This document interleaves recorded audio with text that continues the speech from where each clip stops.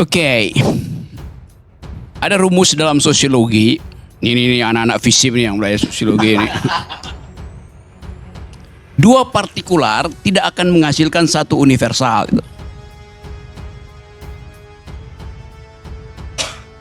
Masa lu nggak tahu tuh? Bahkan penjumlahan sebaliknya bisa lebih besar dari bagian-bagiannya. The whole is greater than the sum of its part. Jelas itu. Jadi kalau Anda mau uji Sulawesi tumbuh segala macam, ini deh gue kasih cerita kecil-kecilan aja. Satu waktu saya ngobrol dengan seorang menteri yang bertanggung jawab terhadap IKN. Dia bilang begini, Rok, ini Jokowi minta progress report. Terus lu ngapain? Ya gue kumpulin menteri-menteri itu. Menteri teknik udah selesai. Rapat di situ. Dia bilang kita sudah selesaikan rapat ini. Presiden menunggu progress report. Sudah kita kirim. Officially sudah terkirim laporan progress report itu. Itu dia bilang, sudah tanya sama peserta rapat. Kita udah kirim ya formalnya. Sekarang di antara kalian, di antara kita, siapa yang percaya IKN itu akan jalan? Ngakak semua. Suatu waktu akan ada menteri yang terangkan itu. Saya nggak mau buka di sini ceritanya. Disebut aja Rok namanya, Rok. Apa? Disebut aja namanya. Ya inisialnya aja gue nggak mau sebut. Oke. Itu satu cerita. Cerita kedua, saya pergi ke Luwuk, masuk ke Poso, Danau Poso tuh, karena mesti backup LSM pro lingkungan di situ. Oke.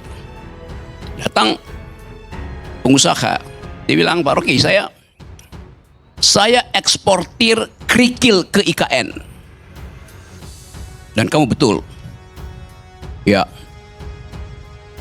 Dari Poso itu. Ya Poso, Palu segala segitu. Pinggiran itu. Dan kamu betul. Dia berhasil. Berhasil rugi 20 miliar belum dibayar. Kerikil. Saya kasih aja parsial-parsialnya tadi.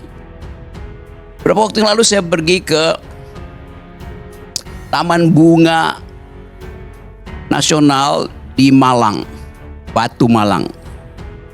Taman bunga yang bagus betul, peninggalan Belanda. Kepala desa bilang begini ke saya,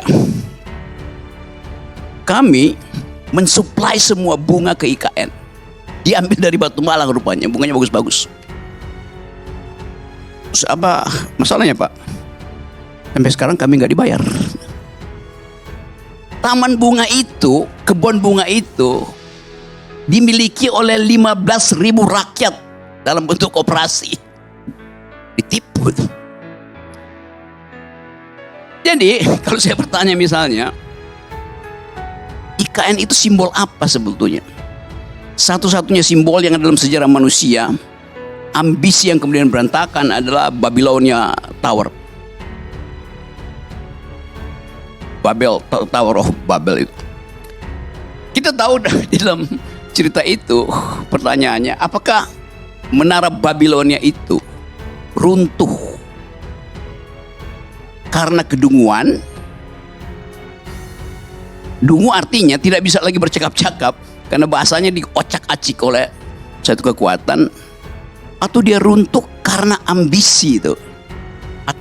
Runtuh karena kedunguan atau runtuh karena kepungahan? Saya akan balik ke situ lagi dulu ya. Saya balik lagi ke IKN tadi itu. Kenapa dari awal saya nggak percaya pada IKN?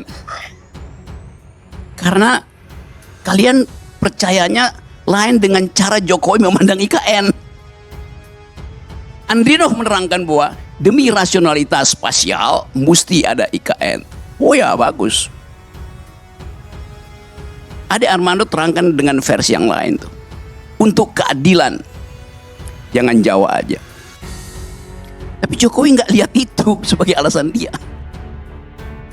Dia lihat itu adalah menara Babel buat dia. Jadi Anda dikacaukan bahasanya oleh seseorang yang punya inspirasi lain tentang Babel, tentang IKN itu. Ya, lanjut lagi ya cerita-cerita itu. Satu waktu saya tanya pada Pak JK itu, Pak JK, gimana ceritanya sih kok ada IKN? Kata Pak JK, dukun aja nggak bisa jawab. Hanya Pak JK ini, karena JK udah pernah ngomong ke saya. Satu waktu saya bercakap-cakap lagi dengan Sultan Hamengkubuwono yang kemudian pakai baju menolak bala. Dia nggak ngerti apa yang ada di situ selain cerita mistik.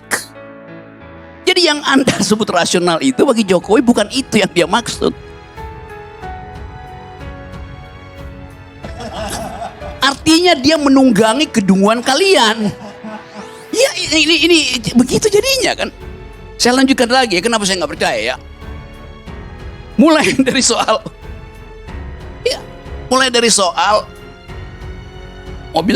mobil SMK itu. Ngapain?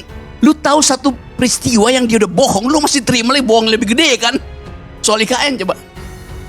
Sebelum soal SMK itu ada soal pemindahan waktu Pak Jokowi masih wali kota yang terus-menerus didampingi oleh Andrinov. Pemindahan pasar itu. Saya sering cerita lagi nih, aneh ngoceh-ngoceh di sini. Atau waktu saya kasih kuliah di UNS 11 Maret.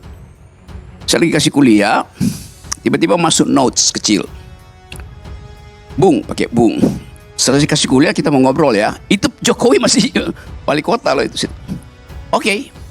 Saya kasih kuliah, saya tanya mana yang mau ngomong. Mau bicara apa? Metodologi, teori? Bukan, kami bukan dosen. Saya pikir dosen. Ternyata beberapa pemuda itu diutus oleh seseorang, saya lupa namanya, yang adalah tokoh PKI, ketua pemuda rakyat pada waktu itu, anggota komite sentral PKI, masih hidup waktu itu, namanya apa namanya? Pak Karni tahu ya? Rewang. Nah, ini gua cerita soal Rewang nih. Rewang masih hidup waktu itu, dia mau ketemu saya. Tiba-tiba dia sakit, dia utus anak buahnya, muridnya tuh. Jadi kenapa begini, Pak Rewang mau cerita. Ini Bang Rocky, jangan pernah percaya pada Jokowi. Ya. Dia masih hidup waktu itu, kemudian beberapa bulan kemudian dia meninggal tuh Pak Rewang. Karena saya ini pemimpin rakyat. Saya tahu watak rakyat, bahkan rakyat Solo. Rewang yang adalah pemimpin rakyat bahkan mengatakan Jokowi itu pembohong. Dia bukan rakyat. Kenapa?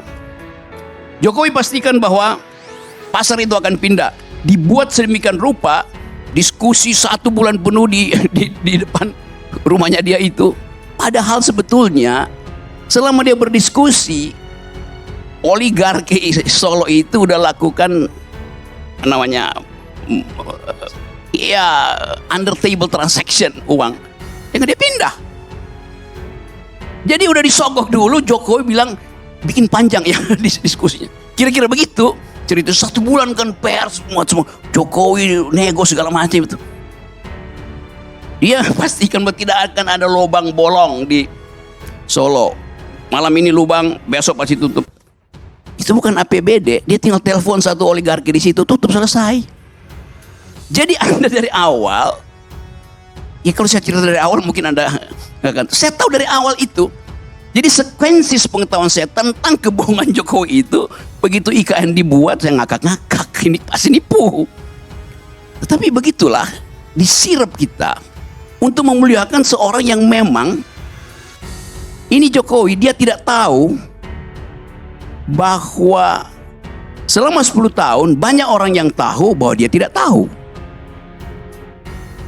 Karena nggak ada yang memberitahu bahwa dia tidak tahu. He is riding the tidal wave of stupidity. Your stupidity. Itu yang terjadi. Nah, saya mau terangkan, saya nggak ada urusan dengan Pak Jokowi itu. Saya kalau dendam kagak. Kaisang ulang tahun, Kaisang kawin, keluarga Jokowi undang saya bahkan masuk VIP. Nggak perlu nunggu kayak Anies Baswedan nunggu di siang hari. Saya yang malam hari langsung lewat situ kan. Jadi saya nggak ada urusan dengan itu tuh. Jadi terus menurut saya mau baca itu, ini apa keadaan itu? Jadi kalau sekarang, ya memang yang kita mau bicara ini mau diapain tuh? Kalau soal kebohongan itu berseri kebohongannya. Apa yang baik dilakukan di situ? Bagus tadi usulan Dedi.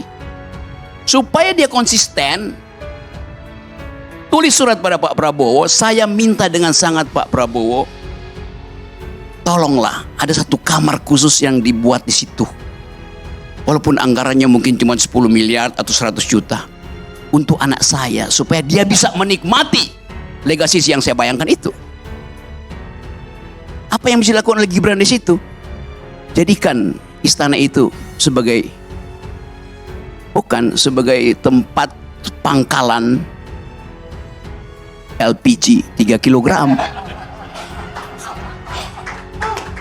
Dijaga langsung oleh Gibran. Masalahnya Bung Rocky, kebanyakan kabupaten kota di sana tidak termasuk daerah konversi. Jadi malah mereka nggak nikmati tuh walaupun dari sana gasnya. Kita ingin supaya Prabowo bikin kepres yang khusus untuk menyenangkan Jokowi. Yunto anaknya itu. Kenapa begitu? Pak Gibran sendiri bilang ada masalah lapor Wapres. Kan udah ada kota surat lapor Wapres. Jadi coba kita lengkapkan kedunguan ini. Terima kasih.